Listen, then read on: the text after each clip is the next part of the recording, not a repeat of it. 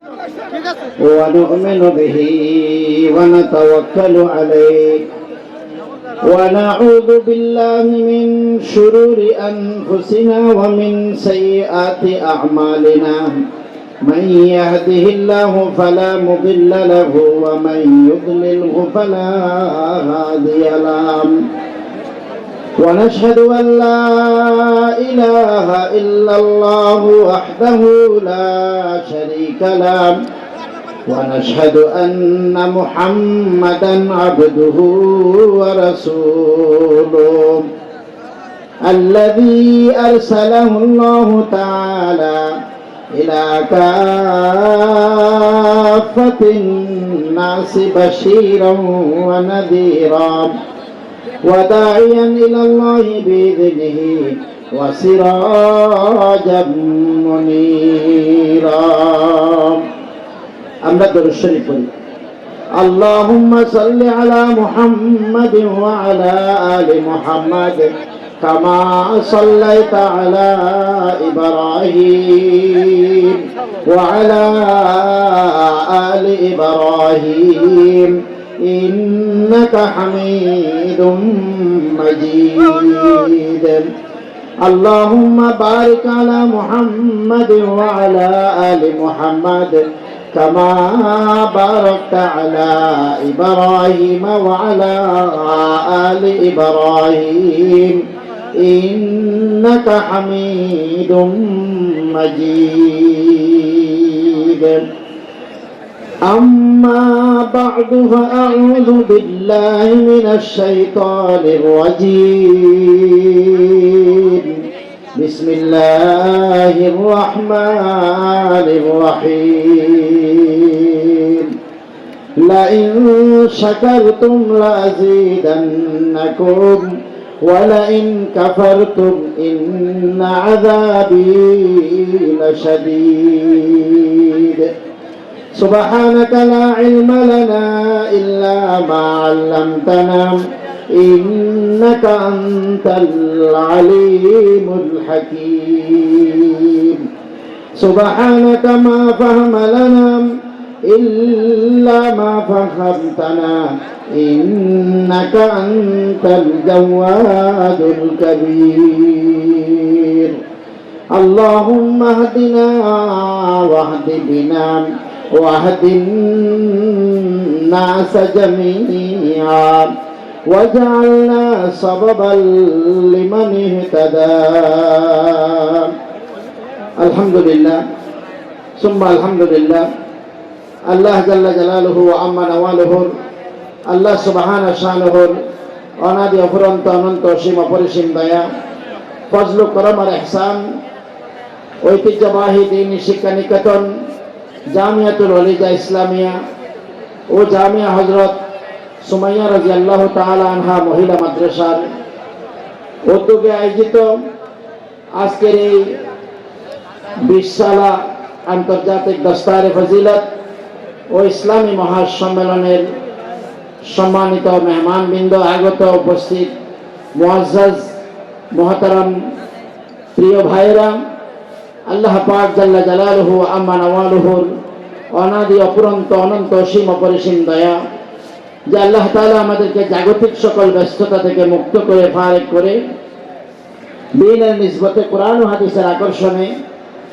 একে কোরআনী জলসা কোরআনী মাদ্রাসা কোরআনী দ্বীনি প্রতিষ্ঠানের দাওয়াতের সাড়া দিয়ে জাগতিক সকল ব্যস্ততা থেকে ফারেক থেকে এই মহতি আয়োজনের সাথে সঙ্গ দেওয়ার দামি হায়াতের দামি সময় থেকে কিছু সময় কাটানোর জাতির ক্রান্তি লগ্নে সারা দুনিয়া বাতিলের সয়লাব শয়তানের প্রোগ্রাম এর হিডিক এমন একটা অবস্থার মধ্যে আল্লাহ তাআলা আমাদেরকে দিন সামনে নিয়ে কোরআন ও হাদিসের আকর্ষণ অন্তরে প্রজ্বলিত করে আল্লাহ পাক আসার জন্য বসার জন্য দামি হায়াতের কিছু সময় কাটানোর জন্য কাজে লাগানোর জন্য তৌফিক দান করেছেন।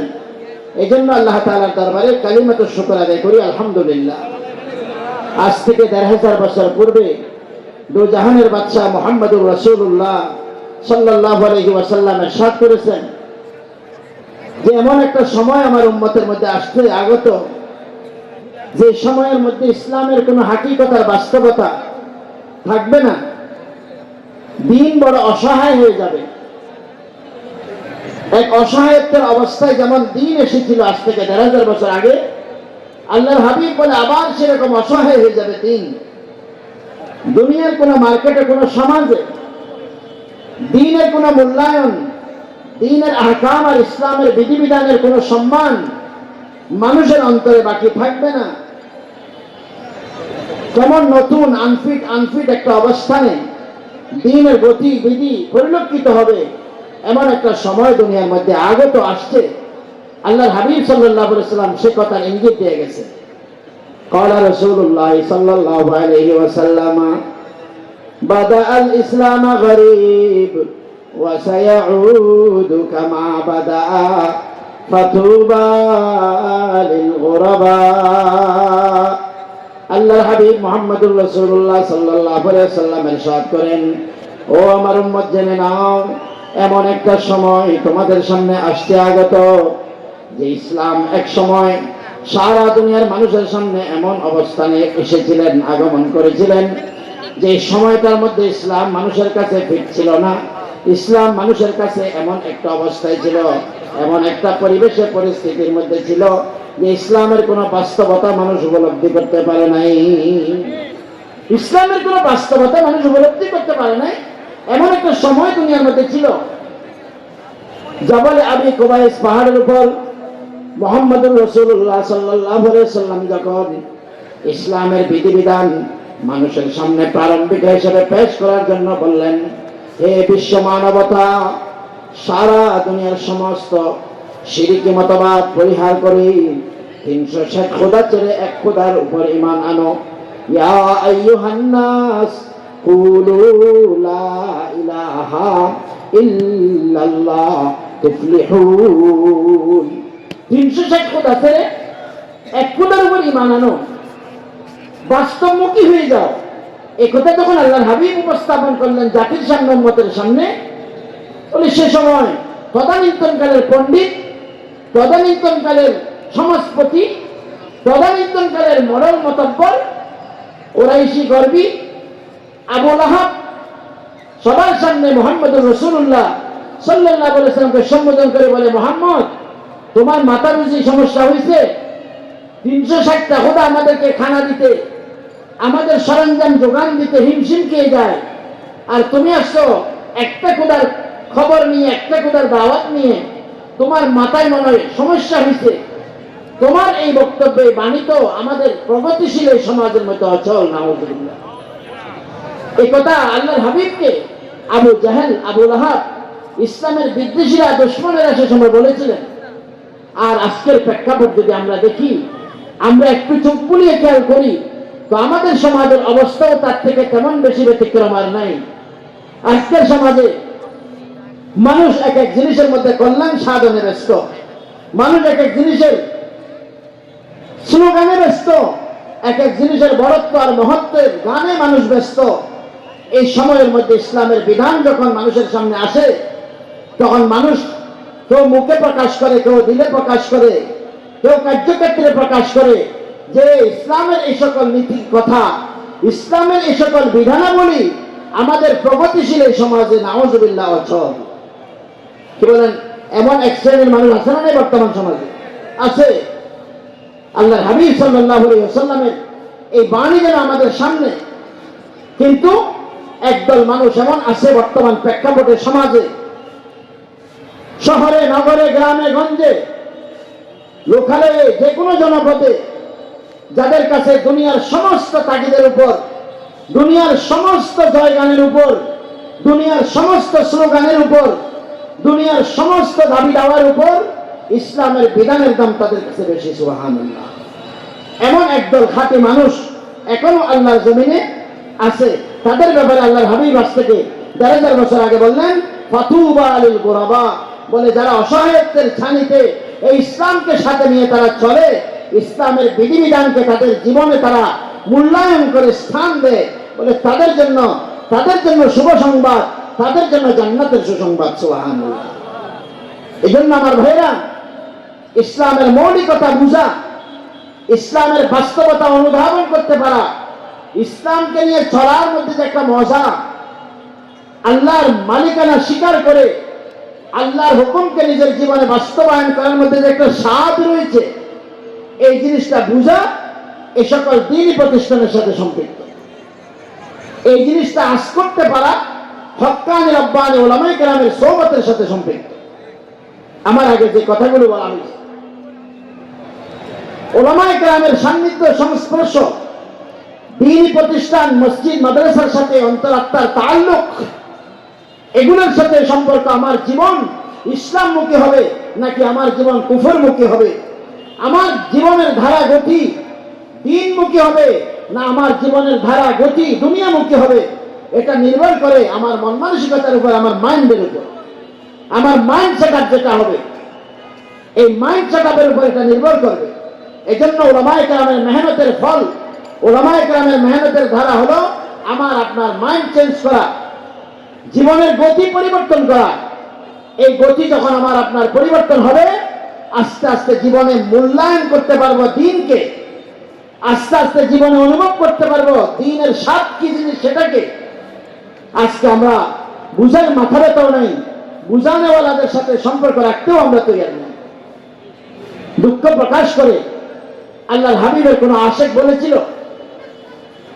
আয়ে খাসানে খুদা वक्त दुआ है, ऐ खासाने खुदा वक्त दुआ है, बंदों पे तेरे आंखें अजब वक्त पड़ा है, ऐ खासाने रसूल वक्त दुआ है, उम्मत पे तेरे आंखें अजब वक्त पड़ा है, जो दीन बड़ी शान से निकला वतन से, परदेशों में वो आज गरीबुल गुरबा है, जिस दीनों के मदऊत कभी सीरा जो किसरा, उस दीन में खुद भाई से अब भाई जुदा है। अल्लाह आयत बोलेছেন, পরবর্তীকার আলম রব্বুল আলামিন উম্মতের অবস্থা, বান্দার অবস্থা শোচনীয়, সারা পৃথিবীর মানুষের অবস্থা অন্যরকম।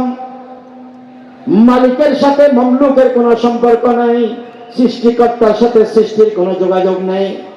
মানুষ বাস্তবতা হারিয়ে কাফের মুশরিকদের ধর্ণা, দুয়ারে দুয়ারে ধর্ণা দিচ্ছে। এমন একটা অবস্থা সৃষ্টি হয়েছে যেন সেই নিজের জীবনের মালিককে তাকে চিনে না, মালিক ভুলে গেছে। ऐ खासाने रसूल वक्त दुआ है, उम्मत पे तेरे आके अजब वक्त पड़ा है। হে আল্লাহর পয়গম্বর, মদিনার রসুলের আদর্শ, মদিনার রসুলের দরবার, মদিনার রসুলের রওজায়ে পাকের জালি ধরে কান্দে। ওগো আল্লাহর পয়গম্বর, যেই উম্মতকে প্রতিষ্ঠা করার জন্য আপনি উহুদের ময়দানে দন্দান মোবারক শহীদ করেছিলেন, যেই উম্মতকে প্রতিষ্ঠা করার জন্য আপনি তায়েফের ময়দানে পাথর খেয়েছিলেন, যেই উম্মতকে একটা আদর্শের উপর বাস্তবায়ন করার জন্য আপনি খন্দকের জমিনের মধ্যে ফেটে পাথর বেঁধেছিলেন, সেই উম্মতকে প্রতিষ্ঠা করার জন্য মাতৃভূমি মক্কা ত্যাগ করেছিলেন, বাধ্য হয়ে মক্কা ত্যাগ করেছিলেন। আজকে সেই ইসলামের বিজয় নিশান উদ্দিন হওয়ার পরে, সারা পৃথিবীতে মুসলমান থাকার পরেও এমন একটা পরিবেশ সৃষ্টি হয়েছে, সারা দুনিয়ার মধ্যে চাউল বিক্রি হওয়ার পর খালি চাউলের বস্তার দাম আছে, মাল আইটেম শেষ হয়ে যাওয়ার পর খালি প্যাকেটের দাম আছে, কোন একটা মেশিন শেষ হয়ে যাওয়ার পর, তার মেয়াদ শেষ হয়ে যাওয়ার পর স্ক্র্যাপের মার্কেটে স্ক্র্যাপের দাম আছে। কিন্তু আপনার দাঁতভাঙ্গা শরীয়তের বহনকারী এই মুসলমান উম্মতের পৃথিবীর মধ্যে কোনো দাম না। আসলে না, আসছে সময়টা আসি গেছে। जो दीन बड़ी शान से निकला वतन से, परदेश में वो आज गरीबुल गुरबा है। সারা পৃথিবীকে জয়ের ধ্বনি যে দেখাইছিল, সাহাবায়ে কেরাম মদিনার রাসূলের আদর্শে আদর্শবান হওয়ার কারণে রোম সাম্রাজ্য, পারস্য সাম্রাজ্যকে যারা বিদ্যাঙ্গুলি দেখাতে সক্ষম হয়েছিল, শিমাল থেকে জুনুব, মশরিক থেকে মাগরিব, 30 বছরের নবুয়তের মেহনতের কারণে ইসলামের ঝান্ডা, ইসলামের বিজয়ের ধ্বনি যারা বাজিয়েছিল, বলে আজকে সারা পৃথিবীতে মুসলমানের অভাব নাই, কিন্তু সেই পাওয়ার শূন্য মুসলমান, সেই পাওয়ার শূন্য মুসলমান বেদিন কাফেরের কাছে আজকে মুসলমানের কোনো দাম নাই।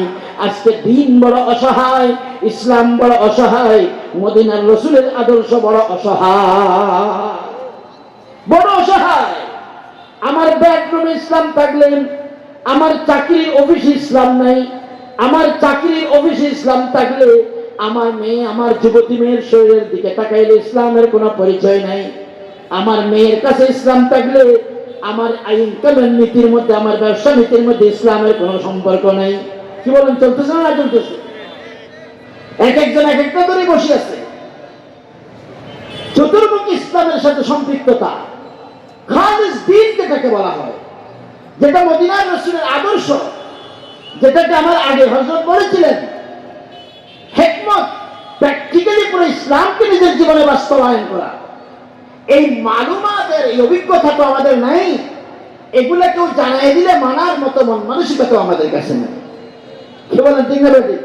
এইরকম একটা অবস্থা, যার কারণে হচ্ছে কি, जिस दीन की मदऊत कभी सीरा जो किसरा, उस दीन में खुद भाई से अब भाई जुदा है, उस दीन में खुद भाई से अब भाई जुदा है।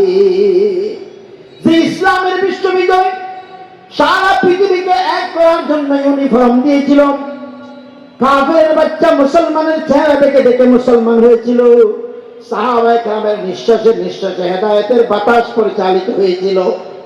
বলে আজকে সেই দিন দুনিয়ার মধ্যে মসজিদের অভাব নাই, মাদ্রাসার অভাব নাই, তাবলীগওয়ালার অভাব নাই, দাড়িওয়ালা টুপিওয়ালার অভাব নাই, কিন্তু এমন মুসলমান দুজনেই এক ইমামের পেছনে নামাজ পড়ে 6 মাস নয় 6 বছর এক ভাইয়ের চেহারা আর এক ভাই দেখার জন্য রাজি না। আছে না নাই?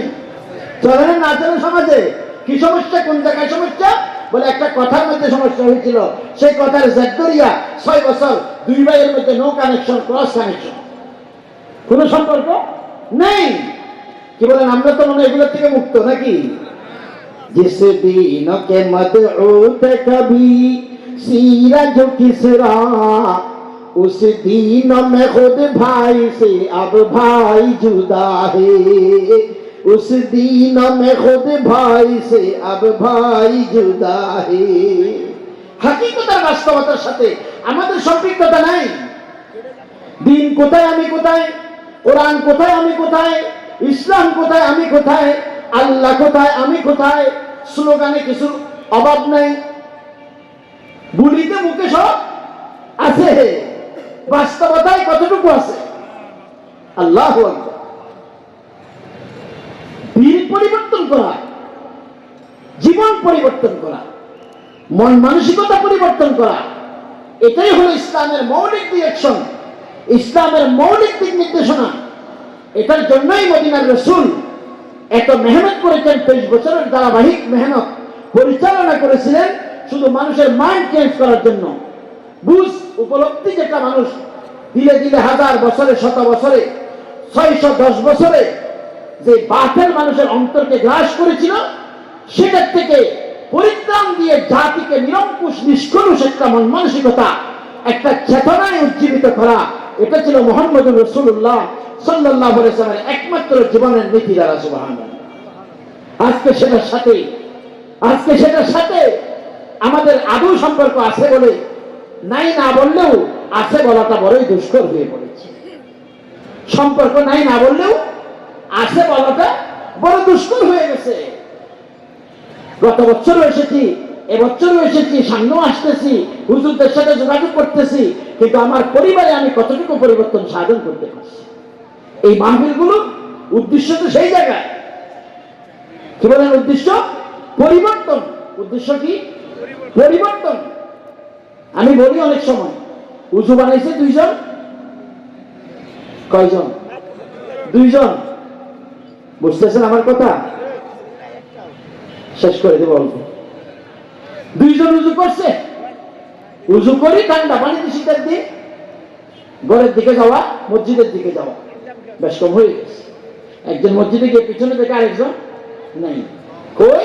আমি তো ঘরে আসছি। কোথায়, কি ব্যাপার? বলে আমি ঘুমাইতেছি, কম্বলে ঢুকিয়ে গেছে ওই সময়। তো তুই উজু করলি কেন? এ ঠান্ডা পানি দি উজু করলি কেন? বলে আমি তো উজু করছি সোয়াবের জন্য। কি জন্য উজু করছি? সে সোয়াবের জন্য। বলেন এই লোকটাকে কি বুদ্ধিমান বলবেন না পাগল বলবেন? এই ঠান্ডা পানি দিয়ে উজু করলো, আসার নামাজের টাইম, আজানও দিছে, উজু কালাম করি, এত কষ্ট করি, হু হু করি, এবার যে কম্বলের ভিতর ঘুমাইতেছে। আরেকজন কিন্তু মসজিদে গেছে। এই কম্বলওয়ালাকে আপনি বুদ্ধিমান বলবেন না বোকা বলবেন? কেন? সেই তো উত্তর যেটা দিয়েছিল সঠিক আছে। বুখারী শরীফের হাদিস, ইন্নামাল আমালু বিন্নিয়াত। নিয়ত যদি সঠিক হয় যে কোনো কাজের সওয়াব আছে। তো সে তো উজু করছে সওয়াবের জন্য, তো সে তো সওয়াব পাইছে। পাগল হলো কেন? বলে সে উদ্দেশ্য ঠিক করতে পারেনি। ঠিক করতে পারেনি। উজু করলে সওয়াব, এই কথার মধ্যে কোনো সন্দেহ নাই। কিন্তু উজু শুধু সওয়াবের জন্য কেউ করে না। এশার নামাজের আগে উজু করা, এটার সাথে মৌলিক একটা মহান উদ্দেশ্য আছে। সেটা উজু করবো, আমি সঠিক তথ্যে নামাজটা আমি আদায় করব, এরপরে আমি ঘরে যাব বা অন্যদিকে যেখানে যাব। সে ওই কাজ না করে শুধু সওয়াবের জন্য উজু করে ঘুমাইছে। আজকে সারা বাংলাদেশে মাহফিলের অভাব নেই, সেমিনার সিম্পোজিয়ামের অভাব নেই। তোমার অভাব আছে নি? বক্তার অভাব আছে নাকি? বক্তার অভাব আছে? এই যে বক্তারে ইউটিউবের চ্যানেল দেখলে আর ফেসবুক আর কত কিছু যে আছে, এছাড়া এমনি লোকাল তো আছে। বক্তার কোনো অভাব আছে? নেই। শ্রোতারও অভাব নাই, ফলোয়ারেরও অভাব নেই, সবকিছু ভরপুর। কিন্তু জিন্দেগির স্বাদ নেই, জীবনের কোনো পরিবর্তন নেই। মৌলিক সমস্যা কোথায়? বলে আমরা মাহফিলে আসি, আমরা সেমিনারে যাই, আমরা বড় বড় প্রোগ্রামগুলোতে যাই। কেন যাই? বলে আমরা সেখানে উপভোগ করার জন্য যাই, সওয়াবের জন্য যাই। বেশিতে বেশি কি জন্য যায়? সওয়াবের জন্য। সওয়াব তো আছে, ওই ব্যক্তির উজুরও সওয়াব আছে না? উজুরও সওয়াব আছে না? কিন্তু উজু করলো, নামাজটা কিন্তু বললো না। সেই যেমন বোকা, কালো চুল সাদা করে ফেলছে, মুখের দাঁত ঝরাই ফেলছে, গাড়ির হাড়ির ক্যালসিয়াম শেষ করে ফেলছে, 70 বছরের হায়াত ওয়াজ শুনছে, জীবনের পরিবর্তন করতে পারে নাই, ঘরে পর্দার ব্যবস্থা করতে পারে নাই, ইসলামকে তার বেডরুমে জায়গা দিতে পারে নাই, তার রিডিং রুমে কিচেন রুমে জায়গা দিতে পারে নাই, তার ফ্যাশে জায়গা দিতে পারে নাই, তার ব্যবসার প্রতিষ্ঠানে ইসলামকে জায়গা দিতে পারে নাই, তার ব্যক্তি জীবন ইসলামের সাথে কোনো সম্পৃক্ততা বাস্তবায়ন করতে পারে নাই। বলে কম্বল গায়ে দিতে উজু মানে ঘুমাইছে। তারে যেমন পাগল বলা হয়, এইরকম 70 বছর ওয়াজ শুনে শুধু এনজয় আর উপভোগ আর মন্তব্যের জগতে বেঁচে থাকে, তাকেও তার চেয়ে বড় বোকা বলা যায়। এই ওয়াজের উদ্দেশ্য তো উপভোগ নয়। কি বলেন? উপভোগ না জীবনের পরিবর্তন। ওয়াজ তো শুনতে হ্যাঁ লেকিন हम अमल करते नहीं, वाज तो सुनते हैं लेकिन हम अमल करते नहीं, गर अमल करते तो ये हालत बुरी आता नहीं। যতটুকু ওয়াজ আজকে চলতেছে সমাজে প্রেক্ষাপটে, এর 100 ভাগের 1 ভাগ যদি আমাদের অনুশোচনায়, আমাদের অনুভূতিতে ফিট করে আমলে আসতো, তাহলে বাংলাদেশ জান্নাতের পরিবেশ কায়েম হয়ে যেত। সুবহানাল্লাহ, কায়েম হয়ে যেত।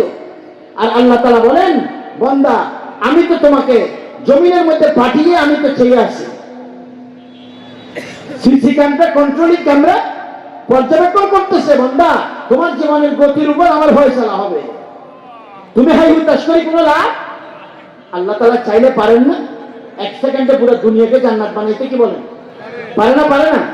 প্রত্যেকজন ঘুমাইলে বালিশের নিচে 1 লাখ টাকার একটা বান্ডিল বরাদ্দ দিলে জান্নাত থেকে জিবরিলের মাধ্যমে আল্লাহ তাআলার কোনো পরামর্শ রাখবে নাকি? কি বলেন? বলে হুজুর টাকা দিত। আচ্ছা টাকাই না দিল, ফ্যাটটা যদি অরিজিনাল ভাবে অটোমেটিক ভরাই দেয়, সুবহানাল্লাহ কোন না? আর খাইতে হবে না। মুখে যেমন লড়াইলে কখন ইলিশ মাছের মজা লাগে, কখন ছাগলের মাংসের মজা, এটা পারে না? না পারে? আল্লাহ পারে না? না পারে? বলে তোর কষ্ট করে ছাগলের গোশত কিনা লাগবে না, ইলিশ মাছ কিনা লাগবে না। শুধু জিব্বাকে ডানে লাগলে ইলিশ মাছের মতো মজা লাগবে, আর জিব্বাটা একটু বাম দিকে লাগাইলে ছাগলের মাংসের মতো মজা লাগবে, আর মাথাটা একটু নাড়া দিলে আপেল আর কমলের মতো মজা লাগবে, আর একটু বর্ষার মধ্যে আপনার লোড়া দিলে তখন তোর কাছে কোক পেপসি বারান্দার মতো মজা লাগবে। এটা আল্লাহ পারে না পারে বলে? আল্লাহ বলে আমি এটা দেব, এরকম করবো না। আমি তো চেয়ে আছি, जब के मैं कहता हूं मौला अब तू मेरा हाल देख, जब के मैं कहता हूं मौला अब तू मेरा हाल देख, हुक्म होता है कि अपना नामई आमाल देख, हुक्म होता है कि अपना नामई आमाल देख। বলে আমি যখন হাই হুতাশ করি আল্লাহ এত কষ্ট এত সমস্যা, শেষ পর্যন্ত মনে করছিলাম তাবলীগ জামাত হইল অন্তত একটা জায়গা আছে, কত খাওয়া বাটপা কত অপদার্থ, সেখানে গিয়ে আল্লাহ ওলি মনে গেছে। সুবহানাল্লাহ, আছে না? শেষ পর্যন্ত শেষ আশা, জীবনের শেষ ঠিকানা মনে করেছিলাম এটাকে। আজকে সেখানেও কয় অবস্থা, কয়বার? দুইবার। সব সমাধান কার হাতে বলেন? আল্লাহ। সারা দুনিয়ার মধ্যে আল্লাহ তাআলা এগুলা কিয়ামত ঘনিয়ে আসার জন্য এগুলা ব্যবস্থাপনা চলতেছে। মিন আশরাতিস সাআহ, হাদিসের কিতাবের মধ্যে আছে কিয়ামতের পূর্ব লক্ষণ, সাগায়ের আলামতে সুগরা, ছোট ছোট কিছু লক্ষণ, আর কিছু আলামাতে কুবরা, বড় বড় লক্ষণ। দাজ্জাল আসবে, ইয়াজুজ মাজুজ আসবে, দাব্বাতুল আরদ প্রকাশ পাবে, সেই অগ্নি নির্বাপিত হওয়ার আগে সেই অগ্নি একবার প্রজ্বলিত হবে, কিয়ামতের একেবারে কাছাকাছি সিগন্যাল। বলে এগুলো তো বড় আলামত, এর আগে ছোট ছোট আলামত কতগুলো আল্লাহর হাবিব সাল্লাল্লাহু আলাইহি ওয়াসাল্লাম হাদিসের মধ্যে গুলি গুলি বর্ণনা দিচ্ছেন। উলামায়ে কেরামের মন্তব্য হলো এখন প্রায় আলামতগুলো প্রকাশ পাওয়া শুরু হয়ে গেছে, তেমন বেশি আর বাকি নেই, তেমন আর বাকি নেই। আপনি দেখেন না, আমাকে যদি কেউ সালাম দেয়, রাস্তা দিয়ে যদি আপনাকে কেউ সালাম দেয়, বলে কেউ মনে আত্মীয় স্বজন আসতে চিনছে মনে হয়, কে সালাম দিল? আপনি নাকি? ওয়ালাইকুম আসসালাম, কেমন আছেন, কখন এসছেন? কারণ অন্য কেউ তো সালাম দেয় না। সালাম তো যাই চিনে। আপনাদের সাথে মিলতেছে না মনের কথা? জি, ডানের থেকে সালাম আসলে ওইদিকে দেখে কেন? নিশ্চয় কোনো, কেন আমাকে ডাক দিলেন ওইদিকে থাকাবো, নইলে তো ওয়ালাইকুম সালাম। এই পরিস্থিতি সমাজে আসছে না আসছে? আল্লাহর হাবিব সাল্লাল্লাহু আলাইহি ওয়াসাল্লাম বলছেন কিয়ামতের পূর্ব লক্ষণ অপরিচিত মানুষকে সালাম দিবে না, শুধু পরিচিত মানুষদেরকে চাইয়া চাইয়া মানুষকে দিবে, সালাম দিবে। এখন সেই পরিস্থিতি আসছে না আসে না? আপনারা দেখেন না সেরকম? সালাম দিলে বুঝাতে নিশ্চয় কোনো আমার আপনজন। কেন আপনজন হতে হবে? সালাম তো এটা সুন্নত হিসেবে দিবে, সালামের সাথে তো পরিচয়ের কোনো দরকার আছে? পরিচয় হতে হবে? আশ্চর্য কথা। আর আমরা আল্লাহর উপর শিকায়ত করি যে আল্লাহ তাআলা আমাদের দিকে তাকাচ্ছেন না। পরিবেশটা আমরা কি করে রাখছি? এগুলো কি বলেন? ঠিক না? পরিবেশটা আমরাও কি করে রাখছি? রহমতের জায়গা তো আমরা খোলা রাখি নাই, আমরা তো সবগুলোর মধ্যে প্রোডাক্ট দিয়ে রাখছি। আজকে দাওয়াত ও তাবলীগের উপরে যেই রকম একটা পরিবেশ, এটাও মনে হয় আল্লাহ তাআলার একটা বড় পরীক্ষা। আমাদের সবার মুখে একটা কথা এসে গেছিল, সব শেষ, ইনশাআল্লাহ তাবলীগ ঠিক থাকবে, এটাতে কিছু হবে। কারণ আল্লাহর দেওয়া জান মাল নিয়া, নিজের পরিশ্রমের ধন নিয়া সেখানে বের হয়, সেখানে কিসের গন্ধ? এই কথাটা আজ থেকে 10 বছর আগে, 9 বছর আগে, 7.5 বছর আগেও সবার মুখে মুখে ছিল। এই 7 বছর 7.5 বছর থেকে পুরা কায়া পলট দিয়া পুরা সিচুয়েশন চেঞ্জ হয়ে গেছে। এখন ঠিকই 10টা 5টা অবস্থানের মতো এটাও একটা হয়ে গেছে।